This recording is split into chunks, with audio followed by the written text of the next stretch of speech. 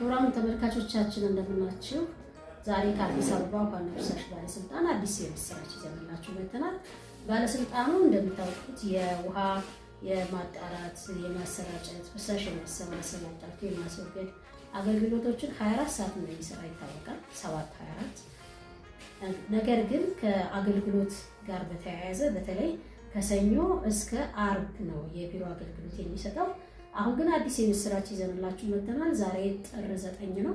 ከዛሬ ጀምሮ ከ2 ሰዓት ተኩል እስከ 11 ሰዓት ተኩል ድረስ በስራ በተለያየ ምክንያት ቢሮ ደርሰው አገልግሎት ማግኘት ላልቻሉ ህብረተሰቦችንም ጭምር ተደራሽ ለማድረግ የስራ ቀን ማድረጉንና ዘውትር ከሰኞ እስከ ቅዳሜ ድረስ አገልግሎቱን ማግኘት የምትችሉ መሆኑን ከወዲሁ እንጠቁማለን። ሁሉም ቅርንጫፍ ጽሕፈት ቤቶች እና ዋናው መስሪያ ቤትን ጨምሮ ቅዳሜ የቢሮ አገልግሎት ክፍት መሆኑን እንገልጻለን።